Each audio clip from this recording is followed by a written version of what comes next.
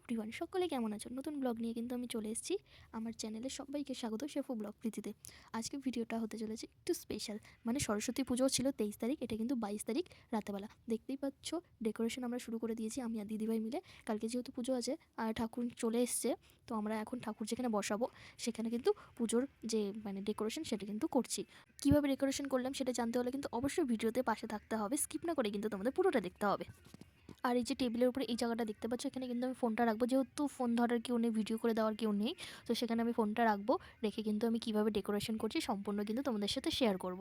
তো পেছনে যে রেড কালারের যে একটা নেটের জিনিস দেখতে পাচ্ছ, ঠিক আছে, ব্যাকগ্রাউন্ডে, সেটা কিন্তু চুড়িদারের ওড়না রয়েছে নতুন, তারপরে আমরা ধুয়ে নিয়েছি। আর হাতের যে হোয়াইট কালারের নেটটা দেখতে পাচ্ছ, এটা কিন্তু মিশো থেকে পারচেস করা। কারোর যদি লিঙ্ক লাগে অবশ্যই কমেন্ট করবে, লিঙ্ক কিন্তু দিয়ে দেবো। তারপর আমি আর বদ্দি ভাই মিলে প্ল্যান করছিলাম কীভাবে সাজানো যায়। তো প্ল্যান করতে করতে কিছুটা করে ফেলেছি। তারপর বদ্দি যেহেতু রাত হয়ে গেছিলো, ও চলে গেছিলো, আর আমি এই যে ফুল দিয়ে স্পঞ্জ দিয়ে এই জিনিসটা বানালাম।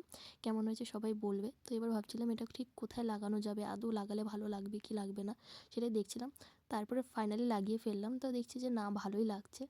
তারপর এই যে এই ঝুলঝুলি কিছু একটা ছিল বাড়িতে জন্মাষ্টমীর, তো সেটাও একটু লাগিয়ে দিয়ে নিলাম, বেশ ভালোই লাগছিলো। এটা কিন্তু ফাইনাল লুক। আর আমরা ঠাকুর বসানোর জায়গাটাও ঠিকভাবে করে নিয়েছিলাম। তো এটা করতে করতে প্রায় 12:30 বেজে গেছিলো। এই আমাদের মিষ্টি সরস্বতী মার মূর্তি। তারপরের দিন সকাল সকাল আমি স্নান করে রেডি হয়ে চলে এসেছি।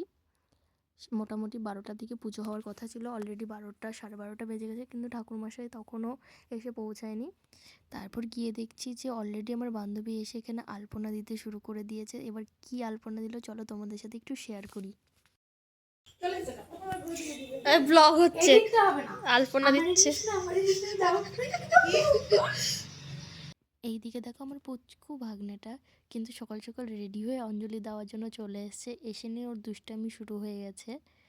মামাই শোনো, এদিকে এসো, এইদিকে এসো, আজকে কি পুজো? দাঁড়া, আজকে কি পুজো বলো? সরস্বতী। এদিকে এসো, এদিকে এসো, এদিকে এসো, এদিকে এসো, আগে শোনো, শোনো, এদিকে এসো, এদিকে এসো, এদিকে এসো। আজকে কি পুজো বলো? সরস্বতী। হাত জড়ো করো, হাত জড়ো করো, নম দাও, বলো মা সরস্বতী দেবী আমায় বিদ্যা দাও, বুদ্ধি দাও, মানুষের মতো মানুষ হয়ে যেতে আশীর্বাদ করো। আর বলবে না, এই মানুষ হবি না বড়। আমি ওকে যা যা বললাম ও সম্পূর্ণই কিন্তু রিপিট করেছে, কিন্তু এত আস্তে বলেছে যে আমি কিছুই ক্যাপচার করতে পারিনি। তারপর দেখো এই বাচ্চা দুটোকে কি সুন্দর লাগছে। ছোটোবেলায় পুজোগুলো সত্যি আলাদা রকম ছিল।